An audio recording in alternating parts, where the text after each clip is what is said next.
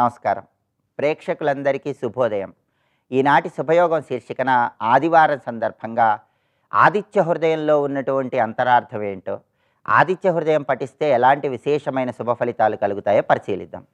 ఆదిత్య హృదయాన్ని ఆదివారం నాడు పఠించినా, శ్రవణం చేసినా శత్రుబాధల తీవ్రతను తగ్గింపజేసుకోవచ్చు, ఆరోగ్య ప్రాప్తిని సిద్ధింపజేసుకోవచ్చు, తలపెట్టిన పనులన్నీ దిగ్విజయంగా పూర్తి చేసుకోవచ్చు. అలాగే అరిషడ్వర్గాలను నియంత్రణలో ఉంచుకొని ఆత్మజ్ఞానాన్ని అందిపుచ్చుకోవటానికి కూడా ఆదిత్య హృదయ స్తోత్ర పారాయణ విశేషంగా సహకరిస్తుంది.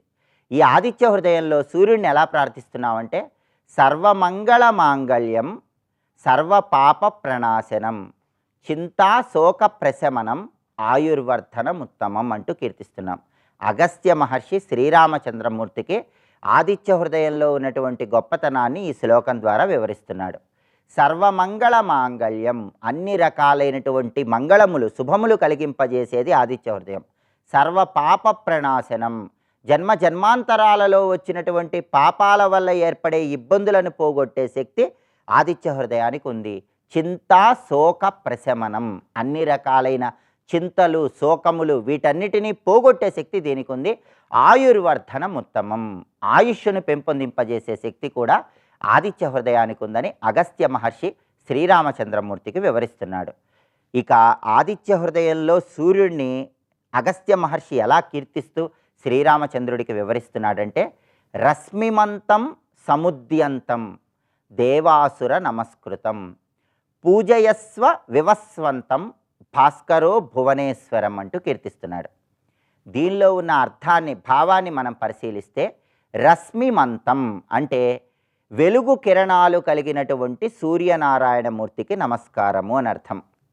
సముద్యంతం, సముద్యంతం అంటే పంచాంగం లెక్కల ప్రకారం ఖచ్చితంగా ఉదయిస్తున్నటువంటి సూర్య భగవానుడికి నమస్కారం అని అర్థం. మనకి సహజంగా ఉత్తరాయణ పుణ్యకాలం, దక్షిణాయన పుణ్యకాలం అని రెండు రకాలైనటువంటి కాలాలు ఉంటాయి. అయితే జ్యోతిష శాస్త్ర పరంగా లెక్కలు తీసుకుంటే ఉత్తరాయణము, దక్షిణాయనము, విషువత్ అని మూడు కాలాలు ఉంటాయి. అలాగే సూర్యుడు ప్రధానంగా మూడు రకాలుగా సంచరిస్తూ ఉంటాడు. మందగమనం, శీఘ్రగమనం, సమగమనం అని మూడు రకాలుగా సూర్యుడు సంచరిస్తూ ఉంటాడు.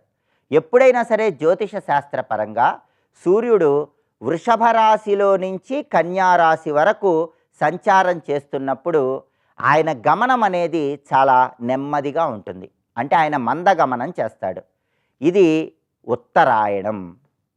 అంటే పగలు ఎక్కువగా ఉంటుంది, రాత్రి తక్కువగా ఉంటుంది. అలాగే ఎప్పుడైనా సరే సూర్య భగవానుడు వృశ్చిక రాశి నుంచి మీనరాశి వరకు సంచారం చేసేటప్పుడు సూర్యుడి గమనం అనేది శీఘ్రంగా, వేగంగా ఉంటుంది. అంటే ఆయన గమనంలో పగలు అనేటటువంటిది తక్కువగా ఉంటుంది, రాత్రి అనేటటువంటిది ఎక్కువగా ఉంటుంది. ఇది దక్షిణాయనం. అలాగే జ్యోతిష శాస్త్ర పరంగా సూర్య భగవానుడు మేషరాశిలో సంచరిస్తున్నా, తులారాశిలో సంచరిస్తున్నా ఆయన గమనం సమగమనంగా ఉంటుంది. అంటే పగలు రాత్రి సరిసమానంగా ఉంటాయి. దీన్ని జ్యోతిష శాస్త్ర పరంగా విషువత్ కాలం అనే పేరుతో పిలుస్తారు. అంటే ఇక్కడ ఆదిత్య హృదయంలో సముద్యంతం అంటూ సూర్యుడిని కీర్తిస్తున్నామంటే, పంచాంగం లెక్కల ప్రకారం జ్యోతిష శాస్త్ర పరంగా ఖచ్చితంగా ఉత్తరాయణం, దక్షిణాయనం, విషువత్ ఈ మూడు కాలాలలో మందగమనము, శీఘ్రగమనము, సమగమనము చేస్తూ పంచాంగం లెక్కల ప్రకారం ఖచ్చితంగా సమయానికి ఉదయిస్తున్నటువంటి సూర్యనారాయణమూర్తికి నమస్కారం అనే అర్థంలో సముద్యంతం అంటూ సూర్యనారాయణమూర్తిని కీర్తిస్తున్నాం. దేవాసుర నమస్కృతం, దేవతలు, రాక్షసులు అందరి చేత కీర్తించబడేటటువంటి సూర్యనారాయణమూర్తికి నమస్కారం. పూజయస్వ వివస్వంతం భాస్కరో భువనేశ్వరం. వివస్వంతుడు అంటే తేజోవంతుడు అని అర్థం. తన తేజో కిరణాలను భూమి మీదకు ప్రసరింపజేసేవాడు అని అర్థం. అలాంటి సూర్యనారాయణమూర్తికి నమస్కారం. భాస్కరం భువనేశ్వరం, ముల్లోకాలకు అధిపతి అయినటువంటి సూర్యనారాయణమూర్తికి నమస్కారం అని చెప్పటమే ఈ శ్లోకంలో ఉన్నటువంటి అంతరార్థం.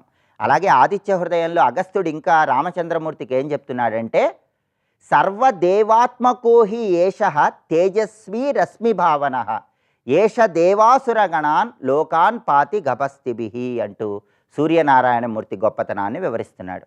దీనిలో ఉన్న అంతరార్థం ఏంటంటే, సర్వదేవాత్మకో హ్యేష తేజస్వి రశ్మి భావన అంటే సర్వదేవతల తేజస్సు రూపంలో ఉన్నది సూర్యనారాయణమూర్తి అని అర్థం. అంటే ప్రతి దేవతా స్వరూపంలో ఉన్నటువంటి చైతన్య శక్తి రూపంలో సూర్యనారాయణమూర్తి ఉన్నాడు అని అగస్త్య మహర్షి శ్రీరామచంద్రమూర్తికి వివరిస్తున్నాడు.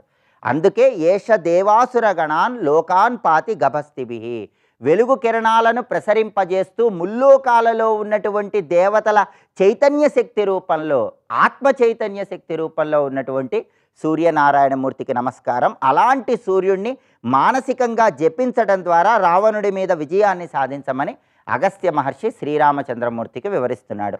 అంతరార్థం తెలుసుకుంటూ ఆదిత్య హృదయ స్తోత్ర పారాయణ చేయటం ద్వారా సూర్యభగవానుడి సంపూర్ణమైన అనుగ్రహానికి ప్రతి ఒక్కరూ సులభంగా పాత్రలు కావచ్చు. రేపటి శుభయోగం శీర్షికన సోమవారం సందర్భంగా పరమేశ్వరుడి అష్టమూర్తి రూపాలలో ఉన్నటువంటి అంతరార్థం ఏంటో పరిశీలిద్దాం. నమస్కారం.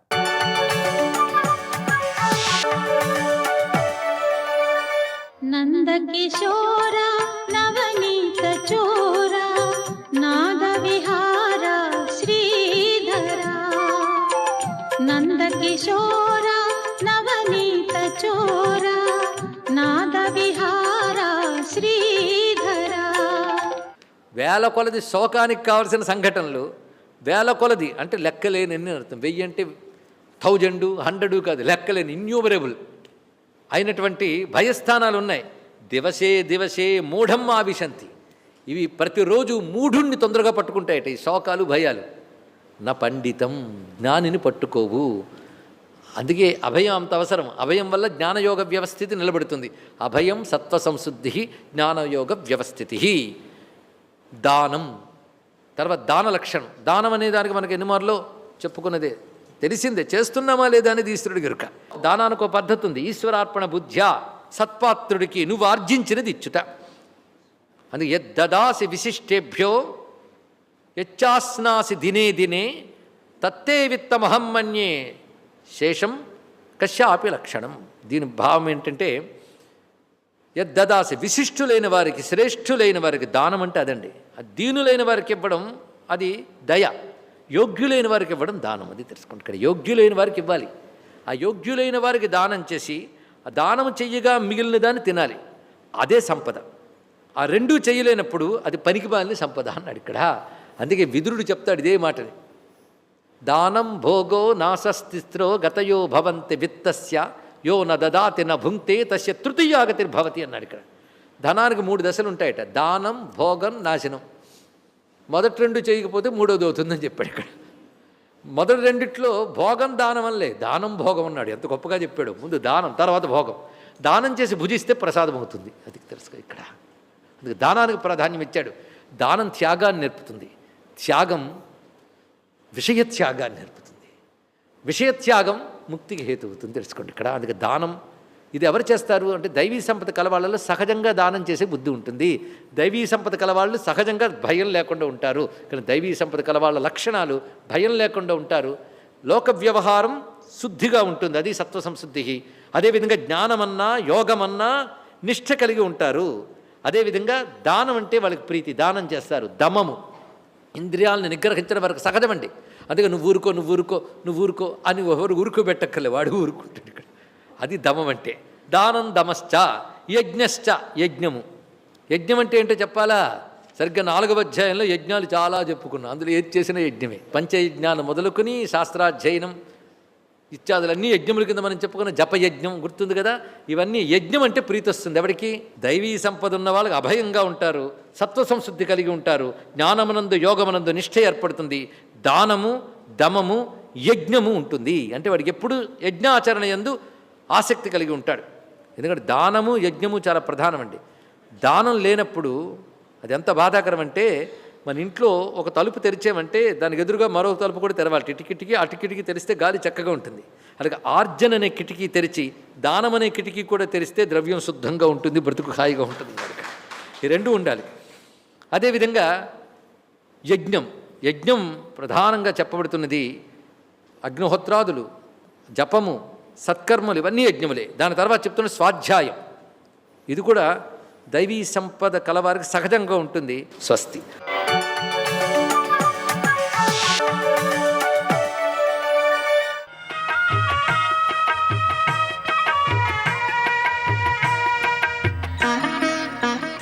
శ్రీగణేశాయ నమః. శ్రీసరస్వత్యై నమః. శ్రీపాదవల్లభ నరసింహ సరస్వతి. శ్రీగురుదత్తాత్రేయాయ నమః. శ్రీగణపతి సచ్చిదానంద సద్గురు పాదారవిందాభ్యాం నమో నమః. జయ గురుదత్త. స్వంభావయోగ పరిభావిత హృత్సరోజః ఆస్యే శ్రుతేక్షితపథో నను నాథ పుంసాం యద్యద్ధియాత ఉరుగాయ విభావయంతి తత్తద్వపుః ప్రణయసే సదనుగ్రహాయ. చేసే పనులేమో రకరకాలుగా ఉంటాయి, లౌకిక వ్యవహారాలుగా ఉంటాయి. లోపల భగవంతుణ్ణి ఏ రూపంతో, ఏ స్వరూపంతో, ఏ రకమైన ఆకారంతో, ఏ రకమైన గుణాలతో అనుసంధానం చేయాలి అనేది ఒక ప్రశ్న. దాన్ని మనసులో పెట్టుకుని బ్రహ్మదేవుడు మనకు ఉపదేశం చేస్తున్నాడు స్తుతి రూపంలో. ఆయన అంటున్నాడు, హే ప్రభు, జీవులు ఎవరైనా సరే నిన్ను దర్శించాలి అనుకుంటే వాళ్ళు ఎవరినైనా గురువుని ఆశ్రయించాలి. గురువుని ఆశ్రయిస్తే సరిపోదు, గురువు చెప్పింది వినాలి, అది కూడా చాలదు, ఆ చెప్పింది ఆచరించాలి. ఆ జీవుడు భక్తి యోగాన్ని ఆశ్రయించి నీ గురించి తీవ్రంగా భావన చేయాలి. ఏదో కొద్దిసేపు అనుష్ఠానం చేసుకోవడం కాదు, తీవ్రమైన భావన చేయాలి. అలా చేస్తే నువ్వు వాడి హృదయ పద్మంలోనే నిలబడి ఉండిపోతావు. హే ఉరుగాయ అంటే ఓ సువిశాల కీర్తి కలిగిన మహాప్రభు, ఇక్కడ ఓ విచిత్రం ఉందయ్యా. ఆ భక్తులు నిన్ను ఏ ఏ రూపాలతో భావన చేస్తున్నారో వారిని అనుగ్రహించడానికి నువ్వు ఆయా రూపాలనే ధరిస్తావు. యద్యద్ధియా విభావయంతి తత్తద్వపుః ప్రణయసే. నువ్వు ఏ రూపంలో వాళ్ళు నిన్ను భావన చేస్తే ఆ రూపాన్నే నువ్వు స్వీకరిస్తావు వాళ్ళ కోసం. అంచేత ఏ రూపంతో నిన్ను భావన చేయాలి, ఏ రూపంతో ధ్యానం చేయాలి, ఏ రకమైన కథలు వినాలి, ఏ ఏ పేర్లను స్వీకరించాలి అనే చర్చ అనవసరం. సాధకుడికి ఏది ఇష్టమో ఆ ఇష్టం ప్రకారమే చేసుకోమనండి, కానీ చేసేది మాత్రం భగవత్పరంగా చేయమనండి. అయితే దీనికి ఒక చిన్న షరతు మాత్రం ఉంది. ఏమిటంటే సదనుగ్రహాయ. నువ్వు సత్పురుషులు మాత్రమే అనుగ్రహిస్తావు. ఆ భక్తుడు సన్మార్గుడుగా ఉండాలి. సన్మార్గుడుగా ఉంటూ తనకి ప్రియమైనటువంటి ఏ ఏ రూపంతో భావన చేసినా సరే, ఏ గుణాలతో భావన చేసినా సరే, చేసే భావన మాత్రం నిరంతరంగా చేయాలి. సద్గురు ఆశ్రయపూర్వకంగా చేయాలి. అలా గనక చేసినట్లయితే నువ్వు వాళ్ళకి ఇష్టమైనటువంటి ఆ స్వరూపంతోనే వాళ్ళ హృదయంలో కదిలిపోకుండా నిలబడి ఉంటావు. అది నీలో ఉండేటువంటి రహస్యం. అయితే మామూలుగా చేస్తూనే ఉన్నామండి, కష్టాలు వచ్చినప్పుడు మాత్రమే కుదరడం లేదు అంటే కష్టాలు లెక్కలో విషయం కాదయ్యా. ఎన్ని కష్టాలు వచ్చినా సరే విశేషమైన భావన కనుక చేయడం అభ్యాసం చేసుకున్నట్టయితే కష్టాలు కష్టాలుగా నడుస్తూ ఉంటాయి, నీ లోపల నీ భావనగా నడుస్తూ ఉంటుంది. అటువంటి స్థితిని సాధించాలి. అలా గనక సాధించినప్పుడైతేనే ఆయన శృతేక్షిత పథ అంటే గురువుగారు చెప్పినటువంటి మార్గం ఏదైతే ఉందో దాని మార్గం ప్రకారంగా నువ్వు ఉపాసింపబడాలి. అంటే ఆ శిష్యుడైనటువంటి సద్భక్తుడు సన్మార్గంగా జీవనం చేస్తూ గురువుగారు చెప్పిన మార్గంలో, గురువుగారు చెప్పినటువంటి విధానంలో, ఆయన చెప్పిన మంత్రాన్ని కానీ విధానాన్ని కానీ దాన్ని ఆధారంగా చేసుకుని భావన చేస్తూ వెళ్ళినట్టయితే వాళ్ళ హృదయంలోంచి నువ్వు పైకి రమ్మన్నా రావు. అంటే ఏం చెబుతున్నాడు ఇక్కడ బ్రహ్మదేవుడు మనకి? సన్మార్గంగా జీవించాలి అని. అది చాలా మస్ట్ అంటున్నాడు. రెండోది ఏమంటున్నాడు? వాళ్ళు అనుకునే రూపం సత్యమా, నేను అనుకునే రూపం సత్యమా, ఇట్లాంటి విచారాలు చేయబోకు, అటువంటి పిచ్చి మాటలు వాదాలు చేయబోకు. నీకు ఏది ప్రియమైన రూపం ఉందో, నీకు ఏది ప్రియమైన గుణం ఉందో దాన్నే భావన చేయి. పరమాత్మ యొక్క స్వభావం ఏమిటంటే నువ్వు ఏ రూపంగా భావన చేస్తే ఆ రూపంగానే వస్తాడు. ప్రహ్లాదుడు యొక్క ప్రార్థన మన్నించి ఆ హిరణ్యకశిపుడు కోసం ఆయన కొత్త రూపమే తీసుకున్నాడు. కనుక ఎవరైనా సరే వాళ్ళు ఏ ఏ భావన చేయదలుచున్నారో ఆ భావనే చేయొచ్చు. ఆ పేరుతోనే, ఆ రూపంతోనే, ఆ గుణంతోనే, ఆ కథలతోనే అనుసంధానం చేసుకోవచ్చు. చేసేది మాత్రం సన్మార్గంలో ఉండి చేయాలి, నిష్కామంగా చేయాలి, గురువుపదిష్టమైన మార్గంలో చేయాలి అని కొన్ని కండిషన్స్ నేను చెబుతున్నాడు బ్రహ్మదేవుడు ఇక్కడ. కనుక సాధకులైన వారు ఈ మెట్లేవి మర్చిపోకుండా కనుక సాధన చేసినట్లయితే నిరంతర ఆధ్యాత్మిక జీవనం నడపాలి, తాత్కాలిక ఆధ్యాత్మిక జీవనం కాకుండా. అలా నడిపిన వారికి వాళ్ళ హృదయంలో పరమాత్మ కదలకుండా స్థిరంగా ఉండిపోతాడు అని స్వయంగా మనకి భరోసా ఇస్తున్నాడు బ్రహ్మదేవుడు. కనుక అటువంటి కృషి చేద్దాం. జయ గురుదత్త.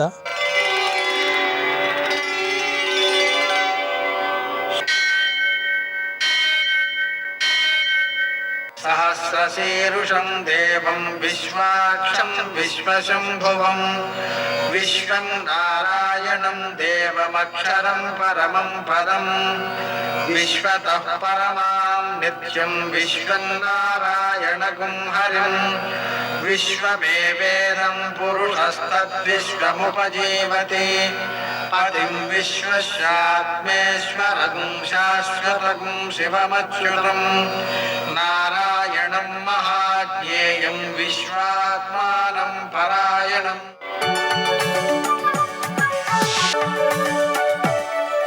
సూర్యశౌర్యమథేందురింద్రపదవీ సన్మంగళం మంగళం. యఃకర్తా జగతాం భర్తా సంహర్తా మహసాన్నిధి ప్రణమామి తమాదిత్యం బహిరంతస్తమోపహం. నేటి కాలమాన విశేషాలను గమనిద్దాం. స్వస్తి శ్రీ చాంద్రమాన శోభకృన్నామ సంవత్సరం ఉత్తరాయణం శశిర ఋతువు ఫాల్గుణ మాసం శుక్లపక్షం ఆదివారం. సూర్యోదయం 6:26 సూర్యాస్తమయం 6:23.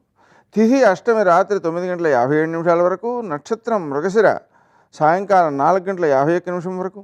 వర్జం రాత్రి 1:44 నుంచి 3:25 వరకు. దుర్ముహూర్తం సాయంకాలం 4:47 నుంచి 5:35 వరకు.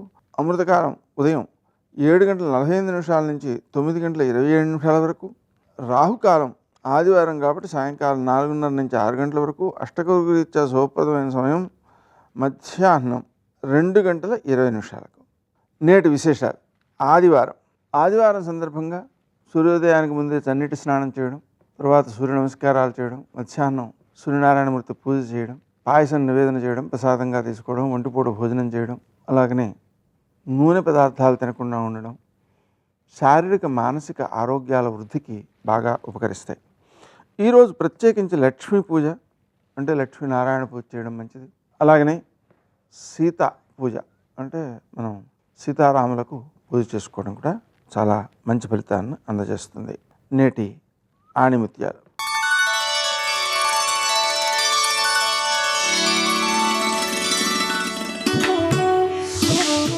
కష్టం అంటే ఏమిటో తెలిస్తేనే బాధ్యత అంటే ఏమిటో తెలుస్తుంది.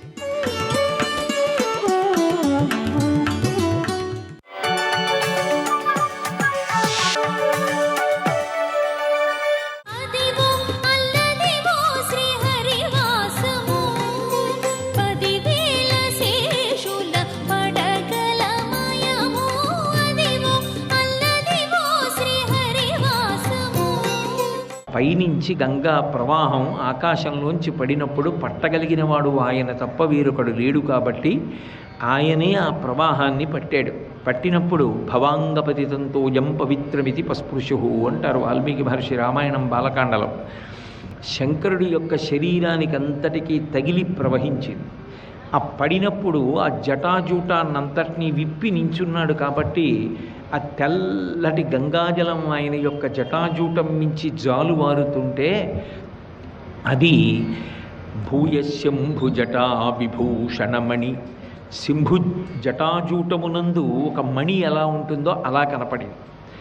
లేదు, జటాజూటం విప్పకముందు ఆయన గంగని కట్టేసినప్పుడు కూడా జటాజూటం లోపల తిరుగుతున్నప్పుడు లోపల ఒక మణి పెట్టుకున్నట్టుగా కనపడింది మెరిసిపోతూ. కాబట్టి భూయశంభు జటా విభూషణమణి. ఆయన జట విప్పేసిన తర్వాత మళ్ళీ భగీరథుడి ప్రార్థన మేరకు ఆ గంగ ప్రవహించి వెళ్ళిపోతుంటే జన్ను మహర్షి తాగేశారు. తాగేసి మళ్ళీ భగీరథుడు ప్రార్థన చేస్తే మళ్ళీ విడిచిపెట్టారు. అందుకని జిహ్నో మహర్షిరియం జాహ్నవి అయింది. కేవలం బ్రహ్మ విష్ణు మహేశ్వర స్పర్శ మాత్రమే కాదు, ఋషి స్పర్శ కూడా ఉంది.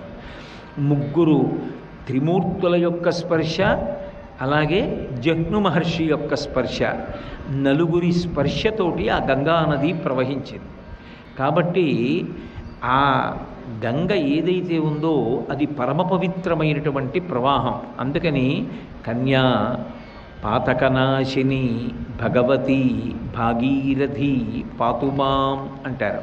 ఓ కన్యా కల్మషనాశిని భగవతి భాగీరథి పాతుమాం, నన్ను రక్షించు అంటారు శంకరాచార్యులు వారు.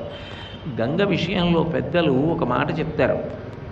గంగానదికి వెళ్ళి స్నానం చేయడం అంత గొప్ప విషయమూ లేదు, తీర్థముల యందు గంగ కన్నా గొప్పది లేదు లోకంలో.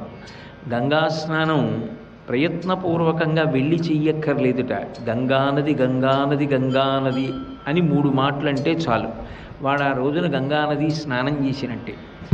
ఏ విధంగానైతే భగవంతుని యొక్క నామస్మరణ చేస్తూ వెళ్ళిపోయినటువంటి వాళ్ళు ఇక మళ్ళీ రాకుండా భగవంతుని యందు ఐక్యమైపోతారో, అలాగే గంగానది ప్రవాహాన్ని ఒక్కసారి జ్ఞాపకం చేసుకుంటూ శరీరం వదిలిపెడుతున్నప్పుడు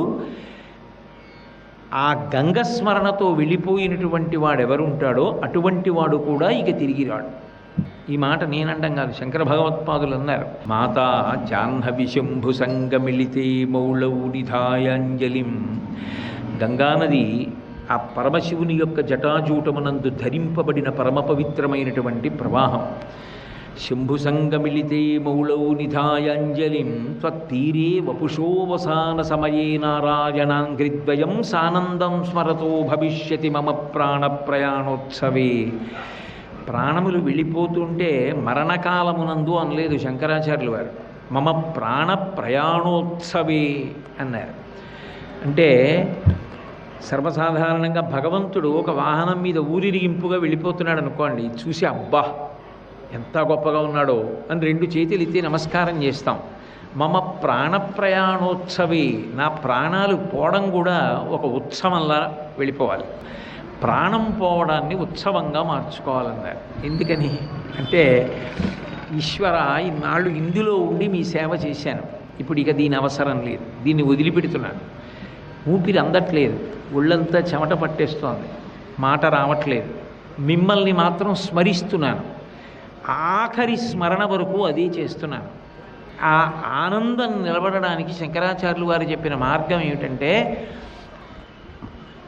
ఆ గంగానది ఒడ్డున నిలబడినట్టు ఊహించుకుంటూ ఆ గంగా ప్రవాహాన్ని చూడాలట. ఏ వారణాసిలోనో ఏ కేదారేశ్వర ఘాట్లోనో నిలబడి వెడల్పుగా వెళ్ళిపోతున్నటువంటి ఆ గంగా ప్రవాహం మధ్యలో ఇసుక తెన్నెలు, వెనక్కి తిరిగి చూస్తే కేదారేశ్వరుడి ఆలయం, ఇటుపక్కకి తిరిగి చూస్తే మణికర్ణికా ఘాట్ విశ్వనాథుడి ఆలయం, ఆ తల్లి విశాలాక్షి, ఇవన్నీ స్మరిస్తూ మనసులో గంగానది ఒడ్డున నిలబడినట్టుగా భావన చేసుకుని మాతా జాహ్నవి శంభు సంగమిళితే మౌళో నిధాయాంజలిం త్వత్తీరే వపుషోవసాన సమయే నారాయణాంఘ్రిద్వయం సానందం స్మరతో భవిష్యతి మమ ప్రాణ ప్రయాణోత్సవే. పరమానందంగా అది స్మరిస్తూ ఆ గంగవంక చూస్తూ ఆ నారాయణుని యొక్క పాదములను మనసులో భావన చేస్తూ భూయాద్భక్తిరవిచ్యుత హరిహరద్వైతాత్మిక శాశ్వతి. విష్ణు ఒకడు శివుడు ఒకడు అన్న భేదభావం లేకుండా శివకేశవులుగా వెలుగుతున్నది ఒక్క మూర్తియే అన్న భావనతో గంగ ఒడ్డున నిలబడి గంగని చూస్తూ నారాయణాంఘ్రిద్వయం తలుచుకుంటూ, అమ్మా నా ప్రాణములు శరీరాన్ని విడిచిపెట్టి వెళ్ళిపోతుంటే, నా శరీరం భూమి మీద పడిపోతే చుట్టూ ఉన్నవాళ్ళు ఏడవచ్చుగాక, కానీ నా మటుకు నాకు అది మహోత్సవంగా, అమ్మయ్యా పూర్ణాహుతి అయిపోయింది, వదిలిపెట్టేశాను శరీరాన్ని అని పరమానందంగా సానందం స్మరతో భవిష్యతి మమ ప్రాణ ప్రయాణోత్సవే. నా ప్రాణములు వెళ్ళిపోవడం ఉత్సవంగా పరమానందంగా నేను నిన్ను స్మరిస్తూ వెళ్ళిపోవాలంటారు. సర్వం శ్రీ ఉమామహేశ్వర పరబ్రహ్మార్పణమస్తు. స్వస్తి.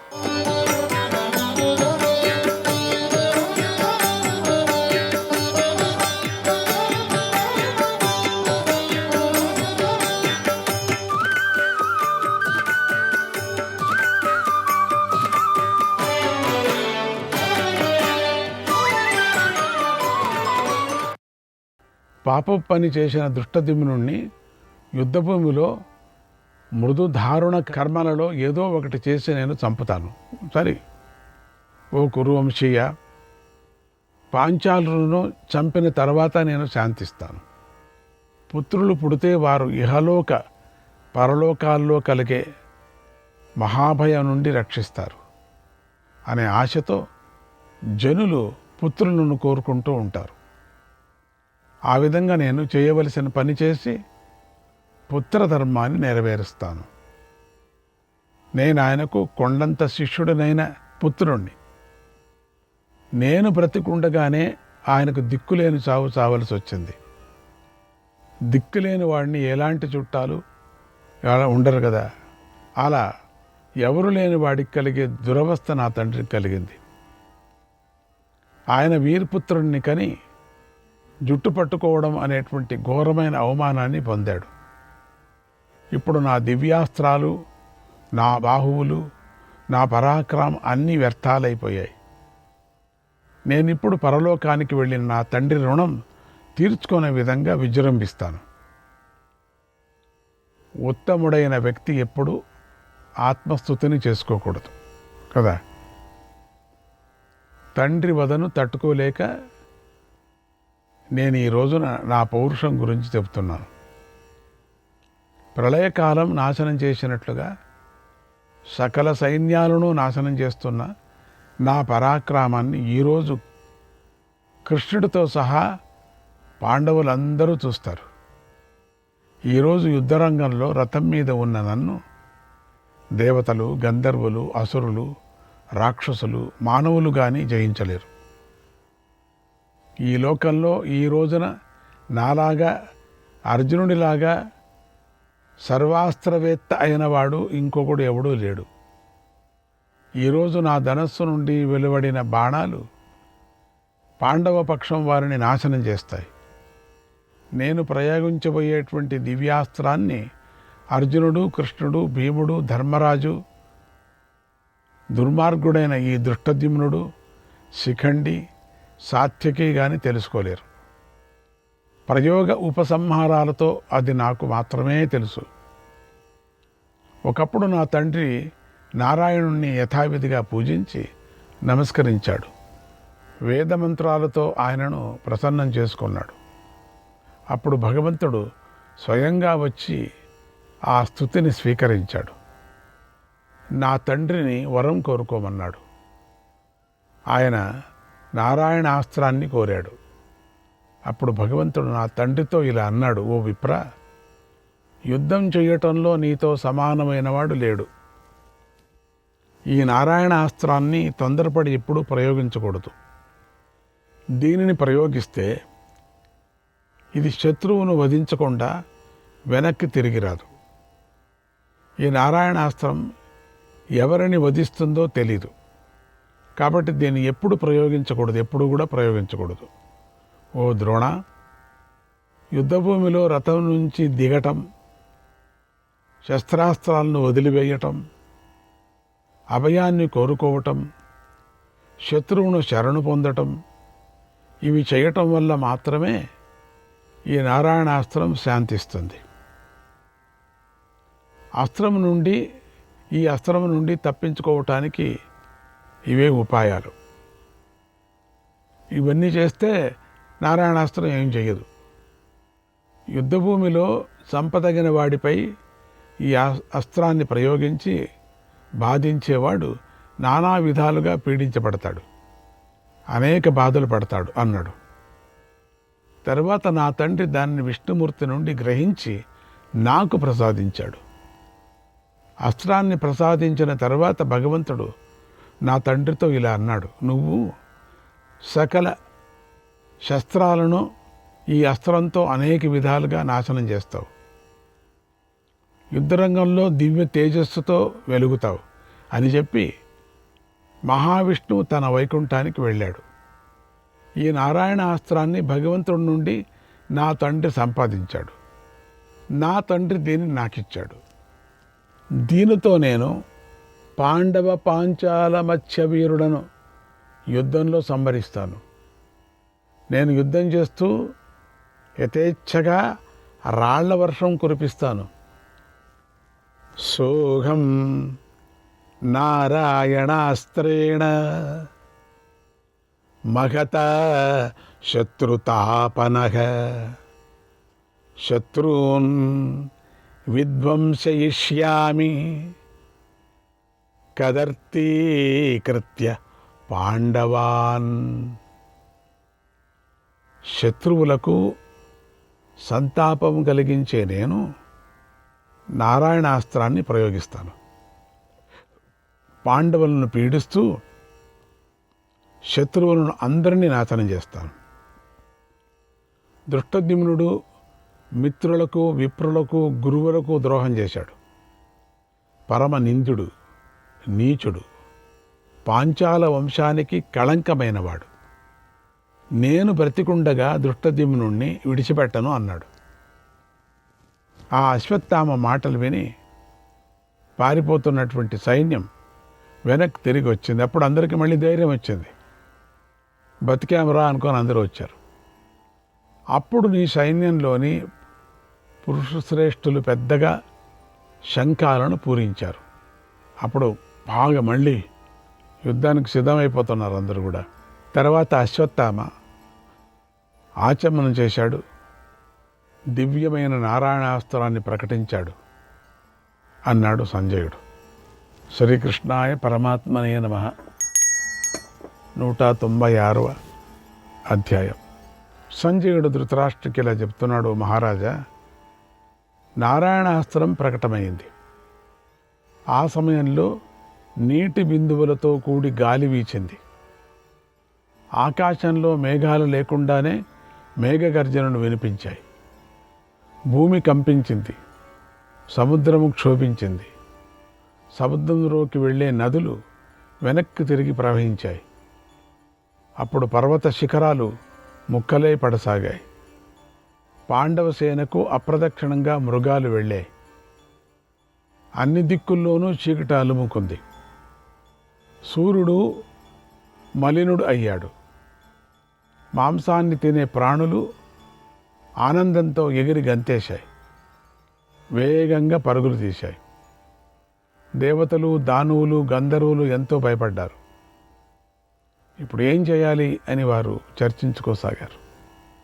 భయంకరమైనది, ఘోరమైనది అయినటువంటి ఆ నారాయణాస్త్రాన్ని అశ్వత్థామ ప్రకటించడాన్ని చూసి సకల రాజులు ఎంతో బాధపడ్డారు, భయపడ్డారు. అర్జునుడు ధర్మరాజుతో అన్నాడు, ద్రోణాచార్యుడు తండ్రిలాగా మనను ప్రేమించాడు. ధర్మ ప్రకారంగా కూడా ఆయన మనకు తండ్రితో సమానుడు. అలాంటి గురువును స్వల్పకాలం అనుభవించే రాజ్యం కోసం చంపేసుకున్నాం. ధృతరాష్ట్రుడు భీష్మద్రోణ సేవలో ఉండే తన పుత్రులతో పాటుగా ఈ రాజ్యం అంతా కూడా వారికిచ్చాడు.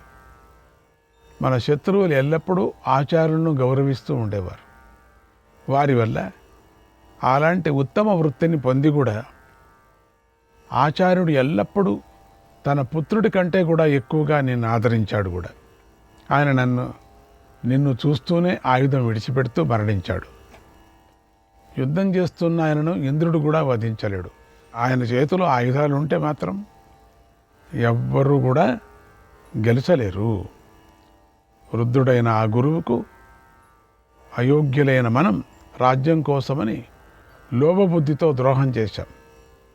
ఆ సాధువును వధించాం. ఆయన నా విషయంలో ఇలా అనుకుంటూ ఉండేవాడు. ఈ అర్జునుడు నా మీద ప్రేమ గలవాడు. అంచేత అవసరమైతే కొడుకులను, సోదరులను, తల్లిదండ్రులను, భార్యలను, సమస్తాన్ని కూడా నా కోసం వదిలేస్తాడు అని ఎప్పుడూ భావిస్తూ ఉండేవాడు. ఓ మహారాజా, అలాంటి గురువును రాజ్యకాంక్షతో నేను ఇతరులు చంపుతుంటే ఉపేక్షించాను. అందువల్ల తలక్రిందులుగా నేను నరకానికి వెళతాను. రాజ్యం కోసం విప్రుడు, వృద్ధుడు, ఆచార్యుడు, మహాముని, శస్త్రం వదిలే మహాత్ముడిని చంపించాను. ఇక నేను బ్రతికి ఉండటం కంటే మరణించటమే మేలు అని అనుకుంటున్నాడు అన్నాడు అర్జునుడు అని చెప్పాడు సంజయుడు. శ్రీకృష్ణాయ పరమాత్మనే. దీంట్లో అర్జునుడు చాలా బాధపడ్డాడు. ఎందుకంటే ఆచార్యుడి దగ్గరికి వెళ్ళి 2 చేతులు జోడించి కాళ్ళు పట్టుకుంటే నా మీద ఉండేటువంటి ప్రేమకు కొడుకుల్ని, తమ్ముళ్ళని, అన్నని, అందరినీ, పాంచాలుని, పాండవుల్ని అందరినీ వదిలేస్తా, నీకోసం వదిలేస్తాను నువ్వు అడిగితే అని ఎప్పుడూ నాతో చెప్పుకుంటే అనేవాడు. నువ్వు ఎప్పుడైనా వచ్చి అడిగితే యుద్ధభూమిలో వాళ్ళందరినీ సంహరించుకోకుండా నేను వదిలేస్తాననేవాడు. అటువంటి మహాత్ముడైనటువంటి సాధువు అన్న మనం చంపుకున్నాం, మనం చాలా మోసం చేశాం. ఈ రాజ్యం కోసం మనం చేసినటువంటి 1 కాదు 2 కాదు. అవును, ఒప్పుకున్నాను, వాళ్ళు చేశారు దండిగా, అభిమన్యుడిని చంపారు, చాలా వరకు చేశారు, నేను ఒప్పుకున్నా. అయినప్పటికీ వాళ్ళు చేశారని మనం కూడా ఎందుకు చేశాము? అందుకని తల్లకిందులుగా నేను మామూలుగా వెళ్ళలేను, నరకలోకం కూడా చూస్తానేమో తెలీదు. ఈ విధంగా అన్నతో మాట్లాడుతున్నాడు అని సంజయుడు చెప్తున్నాడు ధృతరాష్ట్రుడికి. 197వ అధ్యాయం. సంజయుడు ధృతరాష్ట్రుడికి ఇలా చెప్పాడు, ఓ మహారాజా, అక్కడ ఉన్నటువంటి మహారథులందరూ అర్జునుడి మాటలు విని ఏమీ మాట్లాడలేదు, ఎందుకంటే నిజంగా మాట్లాడుతున్నాడు. అందరూ మౌనం వహించారు. ఆ తర్వాత అర్జునుడితో దృష్టద్యుమ్నుడు ఇలా మాట్లాడాడు, ఓ అర్జున, విద్వాంసులు యజ్ఞం చేయించటం, వేదం చెప్పటం, దానం చేయటం, యజ్ఞం చేయటం, దానం పుచ్చుకోవటం, 6వది వేదాధ్యాయనం అనేవి విప్రుల కర్తవ్యాలుగా చెప్పారు. నేను వధించిన ద్రోణాచార్యుడు ఈ కర్తవ్యాలలో దేనిలో స్థిరంగా ఉన్నాడు చెప్పండి మీరు? విప్రుడు చేసే పనే ఇది. విప్రుడు శస్త్రం పట్టుకోమని చెప్పారా? శస్త్రాభ్యాసం నేర్పించమన్నారు, నేర్పించవచ్చు, కానీ స్వయంగా పట్టుకోమన్నారా? ఎవడో చెప్పిన దానికి పట్టుకున్నాడు, ఎవడి మీదో పగకు పట్టుకున్నాడు. దృష్టద్యుమ్నుడు పగకు పట్టుకున్నాడు. దృష్టద్యుమ్నుడు ఏం చేశాడు? దృష్టద్యుమ్నుడు చేశాడని చెప్పేసి తన ధర్మం తాను చేశాడు. నువ్వు బ్రాహ్మణుడుగా ఉండయ్యా, నీకెందుకు నా స్నేహం అని చెప్పింది తప్ప అక్కడ కూడా దృష్టద్యుమ్నుడు తప్పు చేయలేదు. బ్రాహ్మణుడిగా ఉండు, నీకేం కావాలన్నీ నీకు ఏర్పాటు చేస్తానంటే లేదులో నీతో సమానంగా ఉండాలా అన్నాడు. అది తప్పు కదా, జ్ఞాపకం చేసుకోండి అక్కడ ఏమన్నాడు ఆ మాటలంతా కూడా. అందుకని అర్జునుడిని ప్రేరేపించి దృష్టద్యుమ్నుడి మీద యుద్ధానికి పంపించాడు, తప్పు కదా అది చేసింది. అందుకని ఇక్కడ అర్జునుడు ప్రకటించింది చూసి జనమంతా చాలా ఆశ్చర్యపడ్డాడు. ద్రోణుడు అన్ని ధర్మాలకి దూరం అయ్యాడు. ఎప్పుడు స్వధర్మాన్ని మర్చిపోతాడో అన్ని ధర్మాలను మర్చిపోయినట్టు లెక్క. క్షత్రియ ధర్మాన్ని ఆశ్రయించాడు, తప్పు కదా అది చేసిన పని. అక్కడ అస్త్రాలతో మనలను అమానుషంగా వధించాడు. ఎంతమందిని వధించాడు? చాలా నీచ కార్యాలు చేశాడు. మాయను ప్రయోగిస్తున్నాడు, తట్టుకోవటానికి వీలు కాకుండా ఉన్నాడు. విప్రుడిని అని చెప్పుకుంటున్నాడు మాటికి నోట్లో. అలాంటి వాడిని మాయతోనే సంహరించటంతోనే తప్పేముంది? నేను విప్రుడే అంటున్నాడు, మాయను వేస్తున్నాడు, అందరినీ సంహరిస్తున్నాడు మాయతో. అది తప్పు కదా ఆయన చేసింది. క్షత్రియుడా అతను? పోనీ అది కూడా కాదు కదా. ఆయనకి గురువే, ఈయనకి గురువే. ఈ గురువు ఎందుకు వచ్చాడు? శిష్యులతో యుద్ధం చేయించాలి కానీ గురువులు ఏంటిది పరిగెత్తుకొని రావటం? అందుకని నేను అది ఒప్పలేదు. నేను ఆయనను అలా సంహరిస్తే అశ్వత్థామ కోపంతో భయంకరంగా గర్జిస్తున్నాడు. దానివల్ల నాకేమి నష్టం? ఇది ఆశ్చర్యం అని నేను అనుకోవటం లేదు. నేను అశ్వత్థామ కౌరవులను స్వయంగా రక్షించలేక యుద్ధం అనే నెపంతో చంపేస్తాడు. నువ్వు ధర్మాత్ముడివై కూడా నన్ను గురుహంత అని నిందిస్తున్నావు. నిజానికి ద్రుపదపుత్రుడనైన నేను ఆయనను చంపటం కోసమే అగ్ని నుండి పుట్టాను. అసలు ఆయన చంపటాని కోసమే పుట్టాను. ప్రపంచానికే తెలుసు ఈ మాయ. ఓ అర్జున, యుద్ధరంగంలో చేయవలసిన పని, చెయ్యకూడని పనిని సమంగా చేసేవాడిని అసలు బ్రాహ్మణుని ఎవరంటారు చెప్పండి? విప్రుడని అని చెప్పటానికి ఎలా అంటారు? పోని క్షత్రియుడు అని అంటారు, అది కూడా అనటానికి వీల్లేదు. ఆయన అస్త్రజ్ఞానమే లేని వారిపై కోపించి అట్లా చేశాడే. పాంచాలుల మీద బ్రహ్మాస్త్రంతో కొంతమందిని చంపేశాడు. అలాంటి ఆయనను అన్ని ఉపాయాలతోనూ ఎందుకు చంపకూడదు? అస్త్రజ్ఞానమే లేనటువంటి వాళ్ళ మీద బ్రహ్మాస్త్రం వేసేశాడు. అప్పుడు ఆ ధర్మం ఏమైంది అప్పుడు? ధర్మతత్వాలు బాగా తెలిసిన ఓ అర్జున, ఇప్పుడు చెప్పు. తన స్వధర్మాన్ని విడిచిపెట్టి పరధర్మాన్ని గ్రహించే విధర్మిని, ధర్మజ్ఞులు, విషతుల్యుడు అని చెప్తారు కదా, ఇది తెలిసి కూడా నన్ను ఎందుకు నిందిస్తున్నావు? ఆయన ఘాతకుడు, క్రూరుడు. అందుకే రథం మీదకి ఎక్కి ఆయన చంపేశాను. కనుక నన్ను అభినందించకుండా ఎందుకు నిందిస్తున్నావు? ఓ అర్జున, ద్రోణుడి శిరస్సు భయంకరంగా ఉంది. అటువంటి ఆయన తలను నేను నరికేశాను. అతడు యుద్ధంలో నా బంధువులను చంపేశాడు, బ్రహ్మాస్త్రాన్ని ప్రయోగించాడు, కానీ ఇతరులను చంపలేదు. అందుచేత ఆయన శిరస్సును ఛేదించిన నా మనస్సు శాంతించటం లేదు. అందుకే చూడండి, శరీరం కూడా దొరకలేదు అయింది. వెనుక నువ్వు సైంధవుడి శిరస్సును ఖండించి నిషాద దేశంలో పడేశావు. నేను ఇప్పుడు నీలాగనే ద్రోణుడి శిరస్సును పడేయాల్సిందే అని బాధపడుతున్నాను. అంత దూరం పడేయలేదే అని దుర్యోధన ముందు పడేశాను. అది కాకోకుండా వేరే దేశంలో పడేసి ఉంటే బాగుండు. అర్జునుడిలాగా నేను చేయలేకపోతున్నానే నేను బాధపడుతుంటే నన్ను నువ్వు తిడతావా? ఓ అర్జున, శత్రువులను వధించకపోవటం అధర్మం అనే మాట వింటుంటాం. శత్రువును చంపటం, శత్రువు చేతిలో మరణించటం అనేది కూడా క్షత్రియ ధర్మమే కదా. బాగుంది లాజిక్. నీ తండ్రికి మిత్రుడైన భగదత్తుని నువ్వు చంపినట్లుగా నేను కూడా యుద్ధంలో శత్రువుని ధర్మంగానే చంపాను. యుద్ధంలో పితామహుడైన భీష్ముడిని పడగొట్టి అది ధర్మం అనుకున్నావు కదా. మరి పాపాత్ముడైన శత్రువును నేను పడగొట్టినప్పుడు అది ధర్మమని ఎందుకు అనుకోవు? నువ్వు భీష్మ పితామహుని పడగొట్టొచ్చా? నువ్వు మీతో సంబంధం కలిగిన తర్వాత కూడా నేను మీకు సేవ చేస్తూనే ఉన్నాను కదా. మరి నన్ను ఇలా అనటం భావ్యం కాదు కదా. ఇది తగింది కాదు కదా. ఓ అర్జున, నీ నోటి దురుస్తనాన్ని నేను ద్రౌపది ముఖాన్ని చూసి, ఉపపాండవుల ముఖం చూసి క్షమిస్తున్నాను పో. మాకు వంశపారంపర్యంగా ద్రోణాచార్యుడితో వచ్చిన శత్రుత్వం గురించి లోకానికే తెలుసు. మరి లోకానికే బాగా తెలిసిన ఈ విషయం మీకు తెలీదా? ఓ అర్జున, పాండవ జ్యేష్ఠుడైన ధర్మరాజు అసత్యవాది కాడు.